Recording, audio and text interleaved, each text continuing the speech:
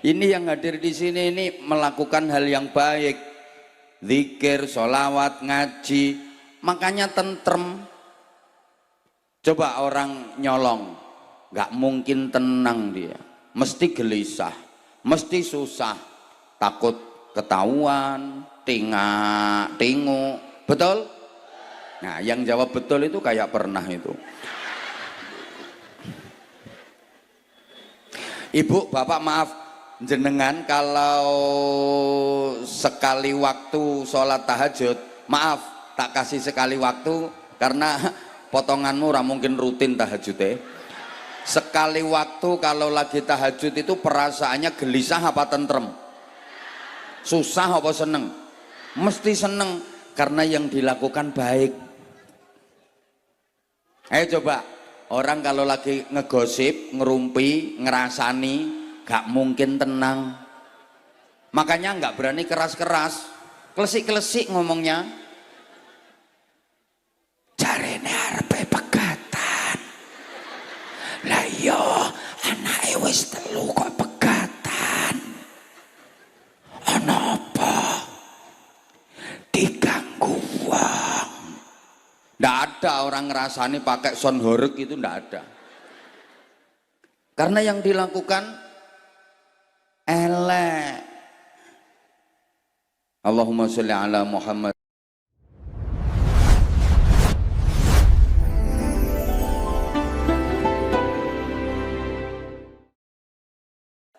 Barangnya ada, murah. Kalau barangnya nggak ada,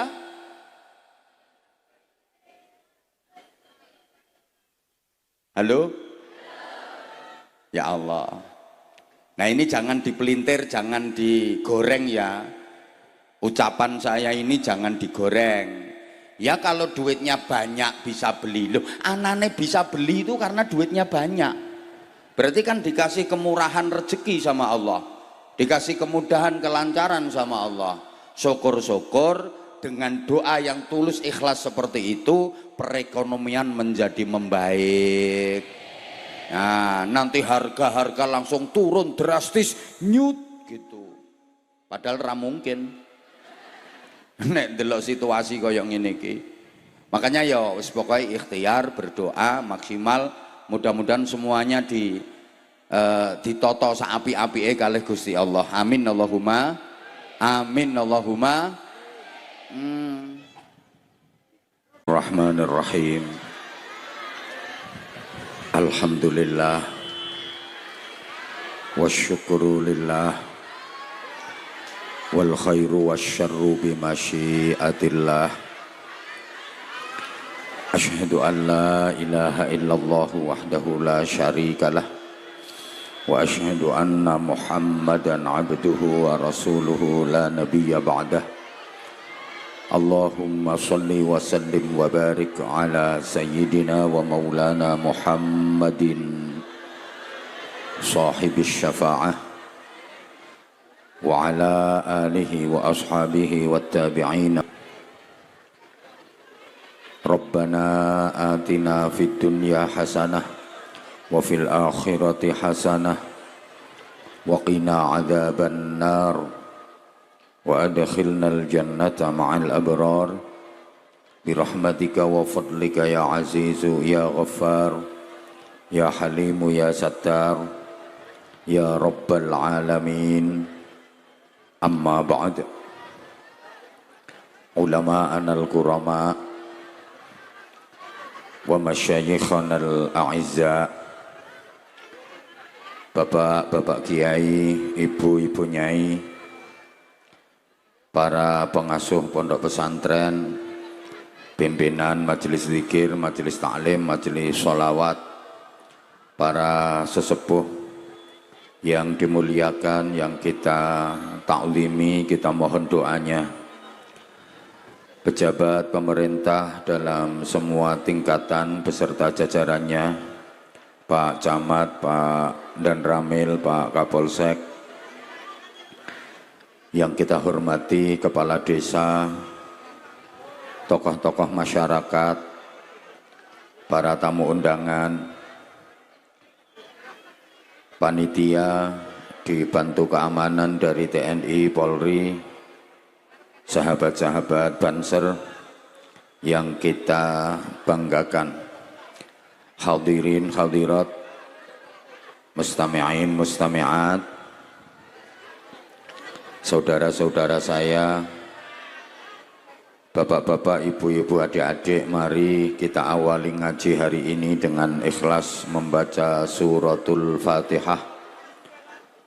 Kita berdoa memohon kepada Allah Subhanahu wa Ta'ala, mudah-mudahan Kubang Kangkung senantiasa diberikan guyub rukun warga masyarakatnya, makmur sejahtera.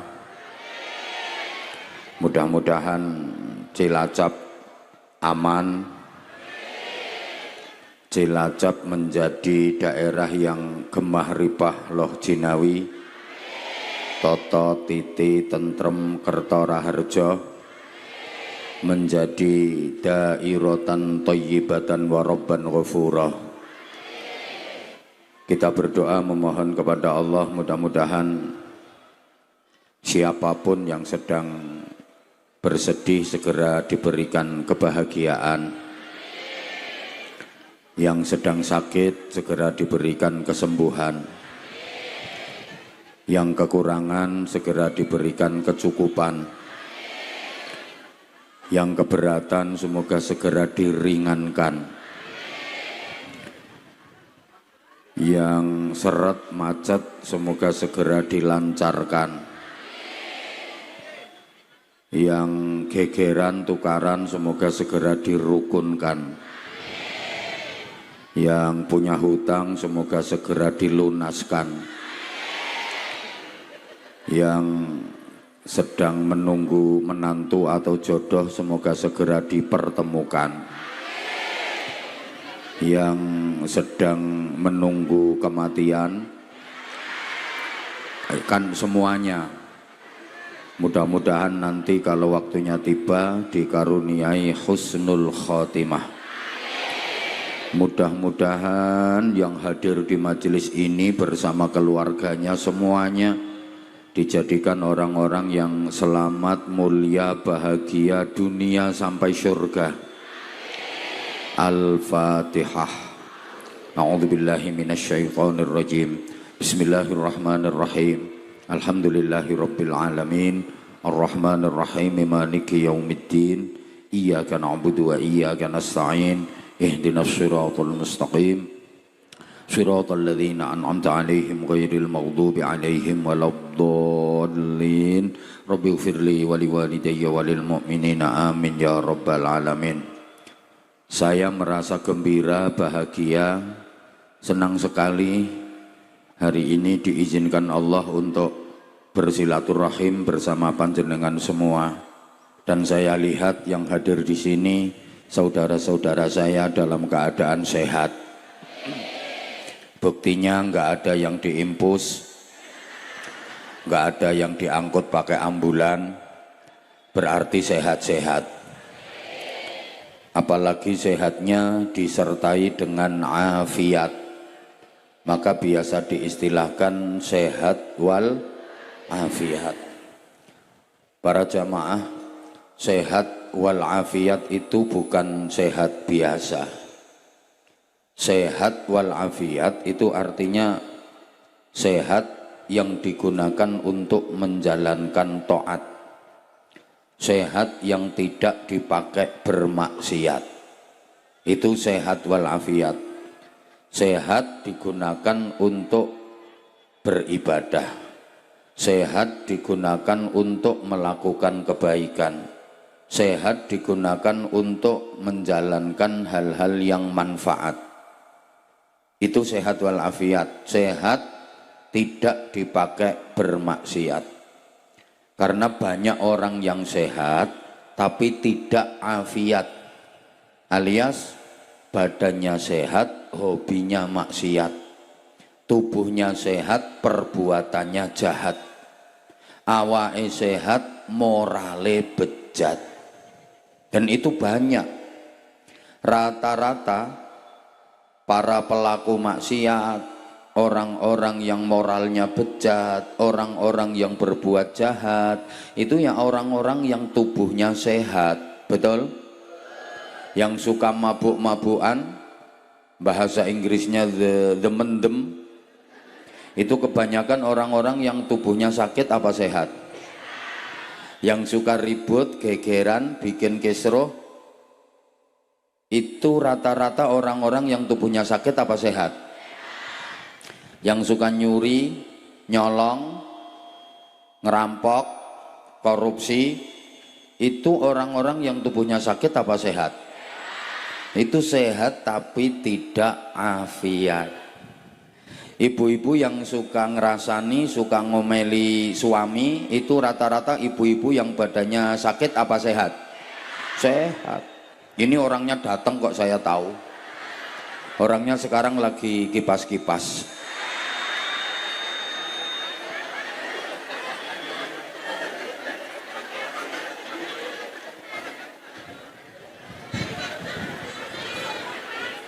Badannya sehat, masih berbuat maksiat, itu sehat yang tidak afiat. Nah, alhamdulillah kita dikaruniai Allah tubuh yang sehat dan kita tidak berbuat maksiat. Sehat mau ngaji, sehat mau bersolawat, mau berzikir, mau bersedekah, mau bersilaturahim. Ini luar biasa. Sehat mau mendekat kepada Allah. Lah kalau orang lagi sakit, dia mendekat kepada Allah, wajar. Emang lagi sakit, terus mepet-mepet ke Allah, berzikir, berdoa.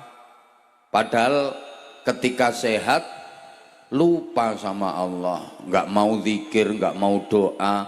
Begitu sakit langsung Allah, ya Allah, astagfirullah, astagfirullah, subhanallah, subhanallah, subhanallah.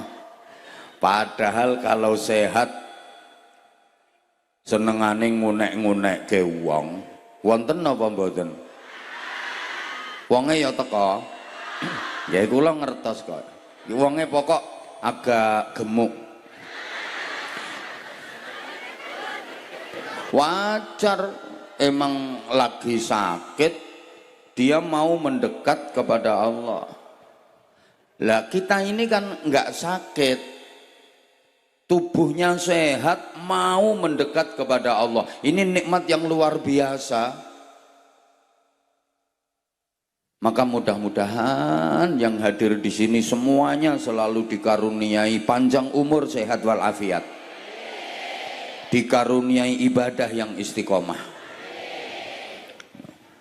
Nah, di antara kuncinya adalah banyak bersyukur. Bapak Ibu, apapun nikmat yang kita dapat dari Allah, berapapun nikmat yang kita dapat, wajib kita syukuri dengan syukur yang sungguh-sungguh, dengan syukur yang dalam, dengan syukur yang benar. Karena sesungguhnya nikmat yang kita dapat, keberhasilan, kesuksesan, kekuasaan, kemenangan, kejayaan, beliau menyatakan hadza min fadli rabbi liyabluwani aashkuru am akfur. Semua ini, nikmat-nikmat yang aku dapat ini adalah karunia dari Tuhanku, anugerah dari Allah yang diberikan kepadaku sebagai ujian untuk menguji diriku. Apakah dengan nikmat-nikmat ini aku menjadi orang yang syukur atau malah kufur. Demikian pula masyarakat Kubang Kangkung dan sekitarnya, kalau diberi nikmat sama Allah, itu sesungguhnya diberi ujian. jadi syukur apa malah kufur? Karena nikmat itu baik disyukuri maupun dikufuri, sama-sama ada dampaknya. Apa akibatnya kalau nikmat disyukuri? La in syakartum la azidannakum. Diberi nikmat apapun berapapun kalau disyukuri, maka nikmat itu akan terus ditambah. Makin nikmat, makin menyenangkan, membahagiakan, menenteramkan, namanya jadi barokah. Apa akibatnya kalau nikmat dikufuri? Wala in kafartum inna azabi lasyadid. Nikmat apapun berapapun kalau dikufuri, awas. Nikmat yang sudah didapat itu akan berubah menjadi siksa yang menyakitkan. Makin menyakitkan, makin sengsara, makin menderita, namanya jadi musibah. Jadi nikmat itu bisa menjadi barokah, tapi nikmat juga bisa menjadi musibah. Tergantung kita yang nerima, syukur apa kufur. Kalau syukur, nikmat menjadi barokah. Kalau kufur, nikmat berubah menjadi musibah. Panjenengan pengen barokah apa pengen musibah? Harus pandai bersyukur. Nah, selama ini warga Kubang Kangkung hidupnya lebih banyak mana? Syukur apa kufur? Akeh endi nerimo apa ngersula? Akeh endi taat apa sambat? Ibu-ibu akeh endi ngamal apa ngomel? Akeh endi poso karo dosa? Akeh endi sembahyang karo mbelayang? Akeh endi amal soleh karo amal salah? Akeh endi deres Quran karo tiktokan? Akeh endi zikiran karo hapenan? Akeh endi nek zikir karo nek kentir? Lah itu namanya syukur apa kufur? Jangan salahkan siapa-siapa kalau hidupnya enggak barokah. Ojo nyalahke sapa-sapa nek uripe ora bahagia. Salahke awake dhewe, kurang pinter syukur. Tentu kita semua pengen bahagia, betul? Kok rapati semangat ya? Barokah itu yang membuat hidup jadi bahagia. Bareng bahagia. Sing ora melu muni awas angel bahagiane. Baleni itu 2 3. Dan bahagia itu wajib memang. Hidup ini wajib bahagia. Enggak boleh susah. Susah itu dosa. Buat apa? Buat apa? Susah itu cocok di sini, di sana, di mana-mana, di sini, di sana, di mana-mana. Terus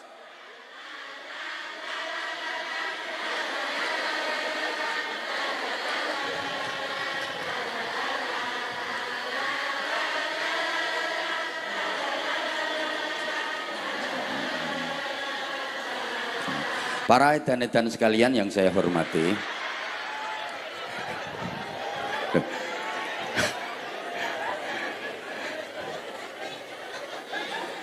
memang susah itu enggak boleh. La takhaf wa la tahzan. Hidup ini enggak boleh takut, hidup itu enggak boleh susah, enggak boleh sedih. Makanya orang susah itu dosa. Saya ulang, susah itu dosa. Ini mesti ada yang nggak terima ya. Lah wong nyongi uripe susah terus. Lah nek uripku susah terus berarti rak yo dosa terus. Ya iya. Siapa nyuruh susah? Susah itu nggak boleh kok.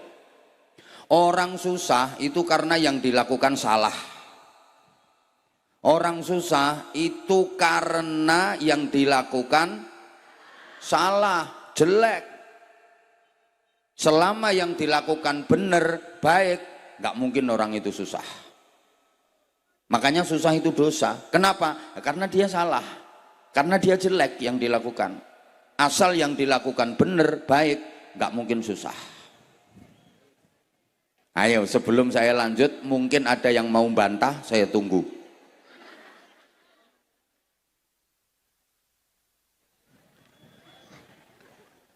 Orang itu kalau melakukan kebaikan mesti atine ayem, tentrem, seneng, bahagia. Orang itu kalau melakukan hal yang buruk, jelek, mesti atine gelisah, susah, khawatir, cemas. Coba jenengan semua yang hadir di majelis ini, di sini ini, susah apa seneng? Gelisah apa bahagia? Gak ketara nek kreditanmu urung lunas. Lu pikir padahal duduk endeprok di situ, berdesak-desakan, ongkep sumuk, ambu kelek kecut, mambuntut selengut-selengut, tapi tetap bahagia, tetap seneng. Kenapa? Karena yang dilakukan baik. Zikir, sholawat, ngaji.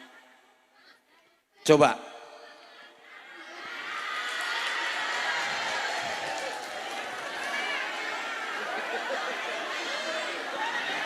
padahal yang menghalangi itu bunga loh, meskipun bunga-bungaan, berarti kan masih lebih indah aku daripada bunga itu. Allahumma sholli ala Muhammad. Nah, ini yang hadir di sini ini melakukan hal yang baik, zikir, sholawat, ngaji, makanya tentrem. Coba orang nyolong, nggak mungkin tenang dia, mesti gelisah, mesti susah, takut ketahuan, tinggu, betul? Nah, yang jawab betul itu kayak pernah itu. Ibu, bapak maaf, jenengan kalau sekali waktu sholat tahajud, maaf tak kasih sekali waktu karena potonganmu ora mungkin rutin tahajud. Sekali waktu kalau lagi tahajud itu perasaannya gelisah apa tentrem? Susah apa seneng? Mesti seneng karena yang dilakukan baik. Ayo coba, orang kalau lagi ngegosip, ngerumpi, ngerasani, gak mungkin tenang. Makanya gak berani keras-keras, klesik-klesik ngomongnya. Jarene arepe pegatan. Lah iya, anake wis 3 kok pegatan. Ana apa? Diganggu wong. Nggak ada orang ngerasani pakai sound horeg itu, nggak ada. Karena yang dilakukan elek. Allahumma sholli ala Muhammad. Makanya bahagia itu wajib.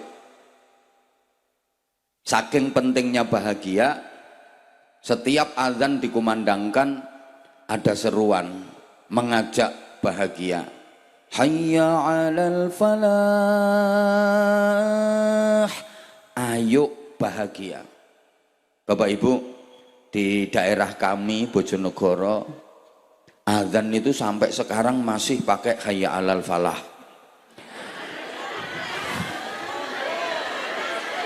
Ten mriki nggih tesih. Oh ya wes. Mbok menawa apa-apa regane mundak terus azane dirubah. Tetap ya pakai hayya 'alal falah ya. Itu artinya kan mengajak bahagia. Kenapa orang harus bahagia? Tugas utama manusia di dunia ini kan jadi orang baik.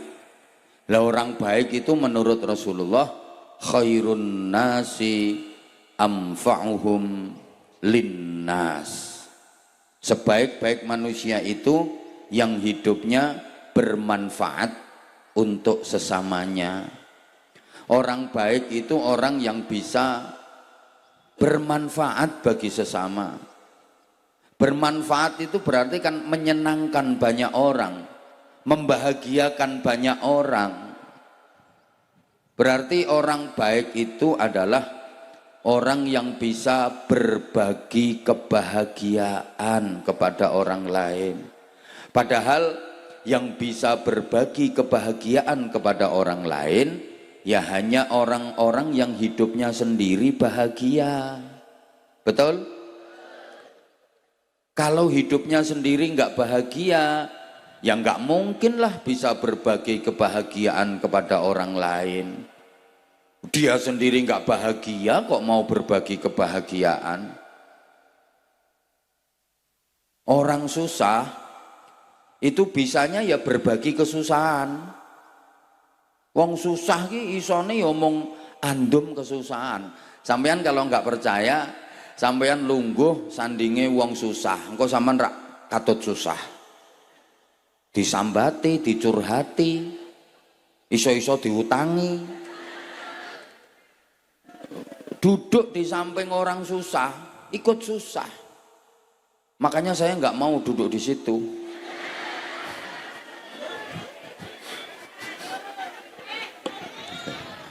Padha karo ngene lho.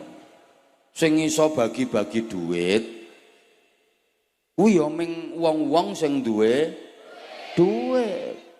Lah nek wong-wong sing ora duwe duit kaya sing ndoprok-ndoprok nang ngisor kuwi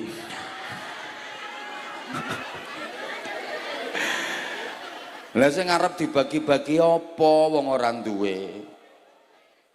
Sing iso bagi-bagi kebahagiaan hanya orang-orang yang hidupnya bahagia. Lah kalau hidupnya susah, dia sendiri nggak punya kebahagiaan kok mau bagi-bagi bahagia, ya nggak mungkin. Padahal gini, orang yang hidupnya suka membahagiakan orang lain, maka terus dia akan dibikin bahagia sama Allah. Orang yang suka menyusahkan orang lain, ya hidupnya akan dibikin susah terus sama Allah. Orang yang suka menolong sesamanya, dia akan terus ditolong oleh Allah. Orang yang suka membantu saudaranya, dia akan terus dibantu oleh Allah. Wallahu fi aunil abdi, maka nal abdu fi auni akhi. Allah akan selalu menolong hambanya selama hamba itu suka menolong sesamanya. Orang yang suka mencelakakan orang lain, hidupnya akan dibikin celaka sama Allah. Ini rumus nggak terbantahkan. Maka Bapak Ibu kalau selalu pengen ditolong Allah, saya ulang, Bapak Ibu kalau ingin selalu ditolong oleh Allah, ya sering-sering menolong orang lain. Kalau terus ingin dibantu sama Allah, sering-sering bantu orang lain. Ana wong senengane kok nyusahke wong liya, alamat uripe iku arep digawe susah karo Gusti Allah. Mulai krasa wonge. Krasa. Siapa yang suka menyenangkan orang lain, ya hidupnya akan dibikin senang sama Allah. Makanya saya itu kalau kemana-mana itu berusaha menebar kesenangan, karena saya pengen disenangkan sama Allah. Saya berusaha menebar kebahagiaan karena saya juga pengen dibahagiakan oleh Allah. Saya kalau ceramah ya gayanya kayak gini, jamaahnya tak ajak ketawa, tak ajak bahagia, tak ajak seneng-seneng. Ngapain sih hidup cuman sekali kok sedih, susah, peten tengan. Hidup itu rumusnya cuma dua. Kalau orang lain bilang hidup itu ada senang, ada susah. Saya nggak mau pakai prinsip itu. Memang hidup itu ada dua, tapi bukan ada senang, ada susah, tapi ada senang banget. Cocok? Hidup itu adanya senang sama senang banget, susah jauh. nggak ada, susah. Makanya saya kalau ngaji ya jamaahnya tak ajak guyon sama saya, biar seneng.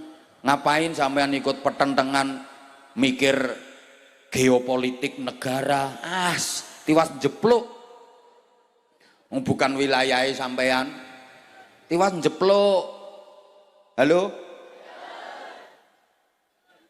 ayo berusaha memperbaiki diri kita masing-masing menjadi warga masyarakat yang baik, baik dalam hubungannya dengan Allah, baik hubungannya dengan sesama. Allah nanti yang akan mengatur semuanya. Setuju? Setuju? Wis ngono. Ngapa dipikir susah? Ora susah kepriwe. Gek iki harga-harga naik semua. BBM naik. Ora usah kaget wong BBM iki singkatane bola bali munda. Halo? Nggak usah sedih, sedih itu dosa. Harga-harga mahal ini gimana, Bah? Gampang, mumpung ketemu tak kasih ijazah. Meskipun harga mahal, yang penting panjenengan semua dicukupi oleh Allah. Nggak bakal sedih. Biar harga-harga mahal, ada doanya, ditirukan sama-sama. Bismillahirrahmanirrahim. Allahumma bisa beli. Amin.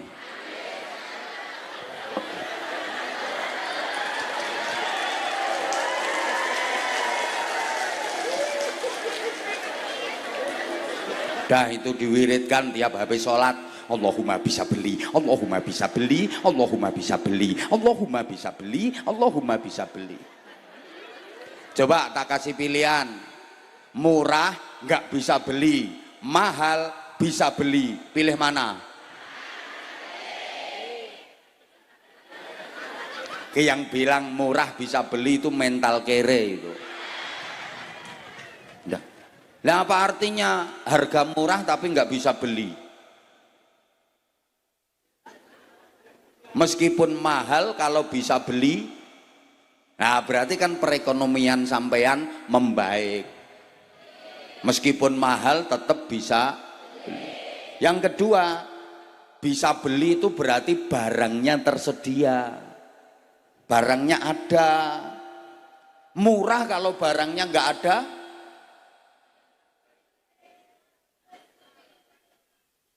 Halo? Ya Allah. Nah ini jangan dipelintir, jangan digoreng ya. Ucapan saya ini jangan digoreng. Ya kalau duitnya banyak bisa beli. Loh, anane bisa beli itu karena duitnya banyak. Berarti kan dikasih kemurahan rezeki sama Allah. Dikasih kemudahan, kelancaran sama Allah. Syukur-syukur dengan doa yang tulus ikhlas seperti itu, perekonomian menjadi membaik. Nah, nanti harga-harga langsung turun drastis, nyut gitu. Padahal ra mungkin. Nek delok situasi kaya ngene iki. Makanya ya wis pokoke ikhtiar, berdoa maksimal, mudah-mudahan semuanya ditoto saapi-apike kalih Gusti Allah. Amin Allahumma. Amin Allahumma.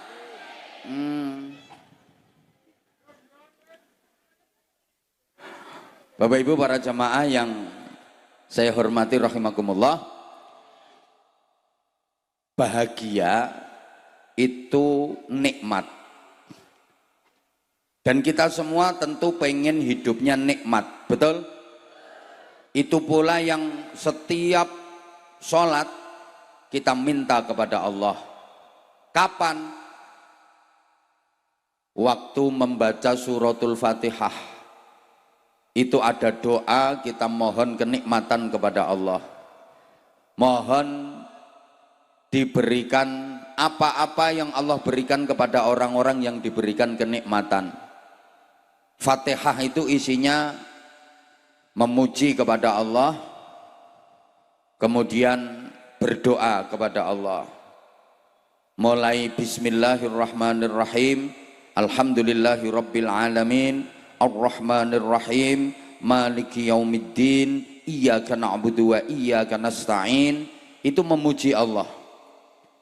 Kemudian mulai ihdinas siratal mustaqim sampai waladhdallin itu berdoa ihdinas siratal mustaqim. Tunjukkan kepada kami jalan yang lurus. Apa itu siratal mustaqim? Siratal ladzina an'amta alaihim. Jalannya mereka orang-orang yang engkau berikan kenikmatan kepada mereka ya Allah. Berarti kita juga minta dikaruniai kenikmatan. Ghairil maghdubi alaihim. Bukan jalannya orang-orang yang engkau laknat. Bukan jalannya orang-orang yang engkau murkai, waladhdallin, bukan pula jalannya orang-orang yang sesat. Tapi kami minta engkau tunjukkan kepada jalan-jalan orang-orang yang engkau berikan nikmat. Allahumma sholli ala Muhammad. Nah, nikmat itu enggak harus enak. Tolong perhatikan. Nikmat dengan enak itu beda. Karena nikmat itu subjektif, enak itu objektif. Understand? Wis orang ngerti ora apa-apa, sing penting yes ngono lho. Understand? Nah, nek ngono kan ketara oone. Kalau saya bilang oon jangan marah ya sayang. Bukan bermaksud merendahkan, demi Allah, ndak, itu bahasa akrab. Aku tuh orangnya nggak bisa jauh dari kamu.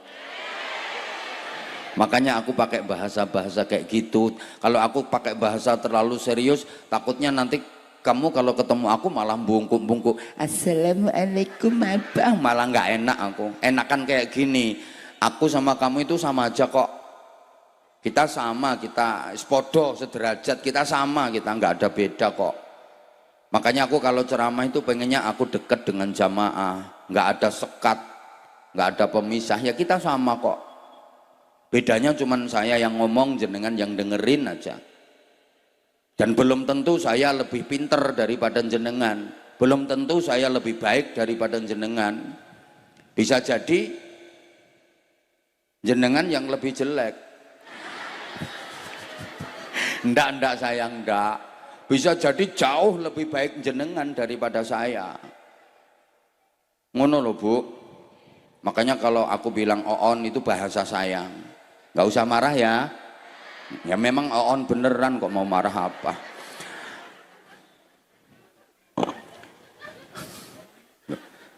Nikmat itu nggak harus enak. Kadang nggak enak tapi nikmat. Ini kalau nggak dikasih contoh kayaknya susah pahamnya.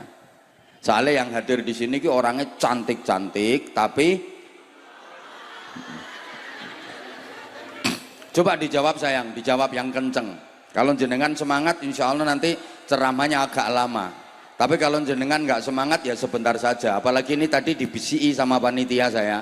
Abah waktunya ceramah 25 menit gitu. Nah ini tadi loh yang doko-doko tadi loh. Abah ceramahnya nggak boleh lama-lama, 25 menit saja gitu. Karena ini di jalan raya katanya gitu.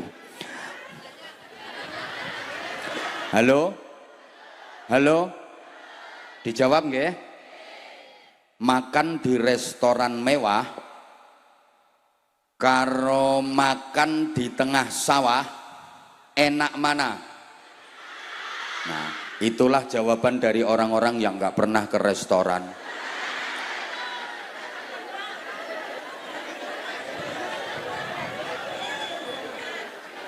Kok iso enak di tengah sawah gitu. Jelas lebih enak di restoran mewah. Enak loh ya. Kalau soal enak, ya enak di restoran mewah, harganya aja lebih mahal, menunya lebih spesial. Tapi soal nikmat, bisa jadi lebih nikmat yang makan di tengah sawah.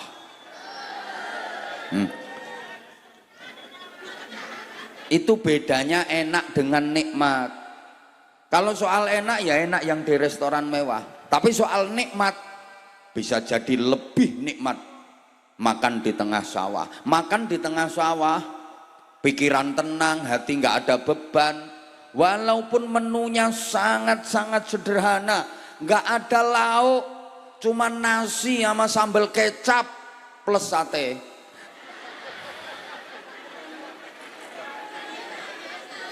Masya Allah nikmatnya. Betul? Yang di restoran mewah, menunya spesial, harganya mahal, tapi hatinya beban, pikiran ndak karuan, nggak bisa tenang, apalagi mikirin utang. Baru dapat 2 sendok, dengar orang batuk dari belakang, kaget iso keselek. Soalnya yang batuk suaranya persis wong sing diutangi. Gini loh Bapak Ibu, tidur di rest area sampean, tidur di spring bed sama tidur di pring kriet. Yo kalau bicara enak ya enak yang tidurnya di spring bed, jelas.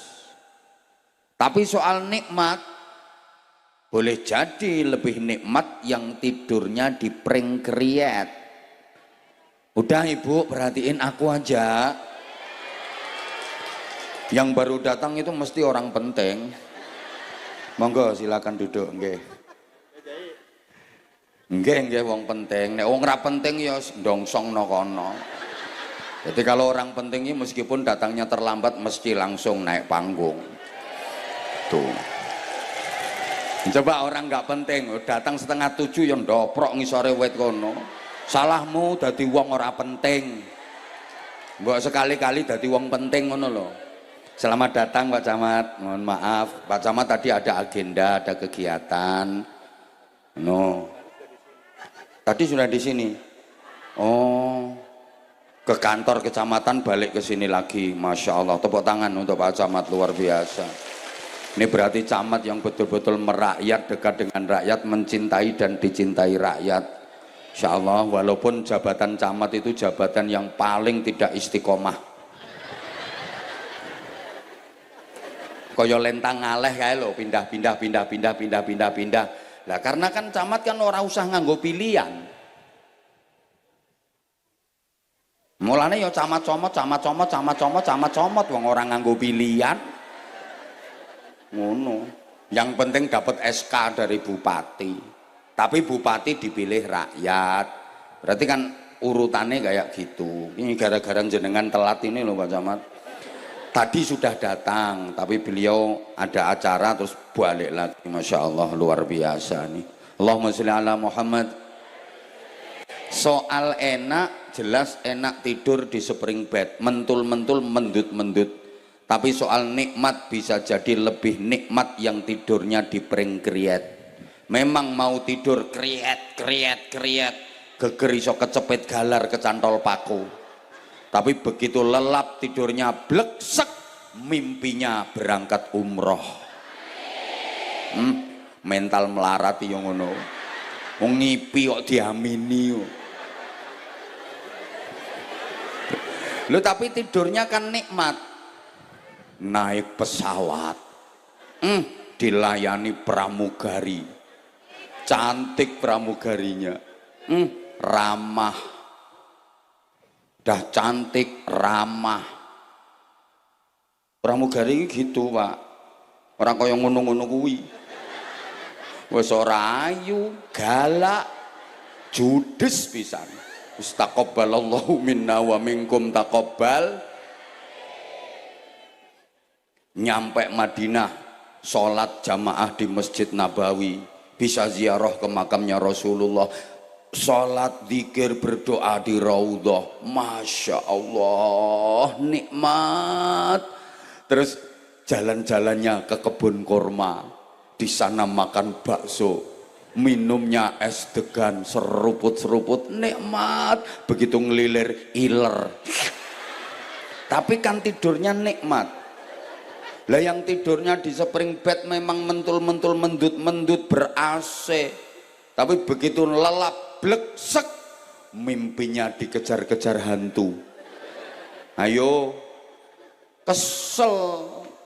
Makanya nikmat itu kadang-kadang nggak enak, tapi bahkan kadang-kadang sakit, tapi rasanya Bu, dicubit sakit apa sakit?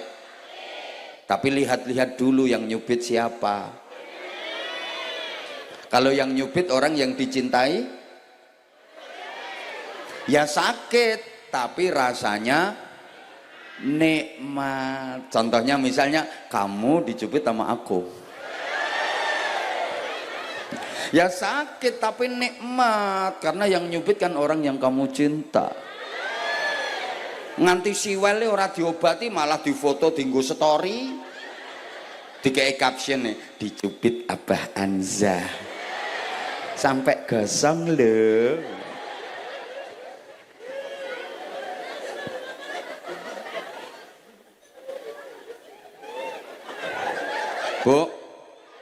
Bu, jenengan tadi nyampe sini jam berapa?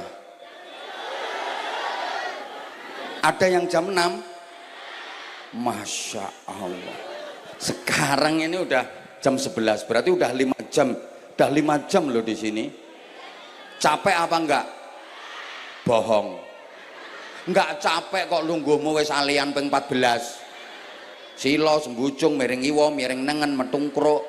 Bohong kalau enggak capek. Yakin capek, kesel, yakin capek, kesel. Tapi meskipun capek, ibu ngerasa nikmat karena bisa jumpa sama idola.